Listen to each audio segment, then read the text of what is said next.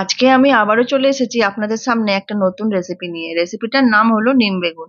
আমরা নিম বেগুন অনেকেই খেতে পছন্দ করি না তিতো লাগার ভয়ে, কিন্তু আমি গ্যারান্টি দিয়ে বলছি এভাবে রান্নাটা করলে আপনার কখনোই তিতো লাগবে না। আর একবার যে খাবে সে বারবার এটা খাবে। তো আমি কিভাবে বানাচ্ছি রেসিপিটা দেখে নিন। আর আমি সঙ্গীতা, আমার বাঙাল ভার্সেস ঘটির রান্নাঘর চ্যানেলে আপনাদের স্বাগত জানাই। সবার প্রথমে বাজার থেকে নিম পাতা এনেছিলাম, সেটাকে ভালো করে ধুয়ে আমি ছাড়িয়ে নিই। আর বেগুন নিয়েছিলাম, সেটাকে ছোট ছোট করে কেটে নিই। তারপরে গ্যাসে একটা কড়াই বসাই, কড়াইয়ের মধ্যে আমি নিম পাতাগুলোকে দিয়ে দিই। আমি এখানে নিম পাতাগুলো শুকনো খোলাতেই ভাজবো, কোনো তেল ব্যবহার করব না। পাতাগুলো যখন বেশ ভাজা ভাজা হয়ে যায়, কালো হয়ে আসে, তখন আমি গ্যাসের ফ্লেমটা বন্ধ করে দিই। তারপরে গ্যাসে আর একটা কড়াই বসিয়ে পরিমাণ মতো তেল দিয়ে, তেল যখন গরম হয়ে যায় তখন কেটে রাখা বেগুনগুলোকে তেলে দিয়ে দিই। দিয়ে নাড়াচাড়া করি।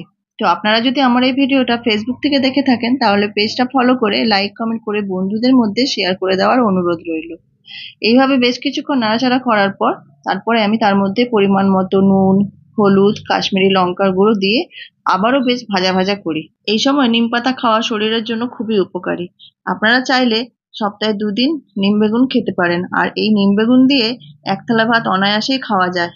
একবার আমার মতো করে বানিয়ে খেয়ে দেখবেন, অসাধারণ লাগে খেতে। তারপরে আমি অল্প একটু চিনিও অ্যাড করে দিই। দিয়ে ভালো করে বেশ ভাজা ভাজা যখন আমার হয়ে যায় তখন আমি সেগুলোকে সাইডে সরিয়ে মাঝখানটা ফাঁকা করে দিই, যে এক্সট্রা তেলটা থাকে সেটা নিচে থেকে যায়। তারপরে প্লেটের মধ্যে বেগুনগুলোকে তুলে রাখি। তারপর যে নিম পাতাটা শুকনো খোলায় ভেজে রেখেছিলাম সেটাকে গুঁড়ো করে নিই হাত দিয়ে। আর এইভাবে গুঁড়ো করে আপনারা রেখে দিতে পারেন, আর যখন খুশি নিম বেগুন বানিয়ে খেতে পারেন। তারপরে বেগুনের ওপর ছড়িয়ে দিই আর তৈরি হয়ে যায় আমার নিম বেগুন রেসিপি।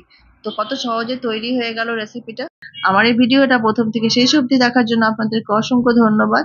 ভালো থাকবেন, সুস্থ থাকবেন। দেখা হচ্ছে পরের কোনো রেসিপিতে। আজকের মতো এখানেই আসছি। নমস্কার।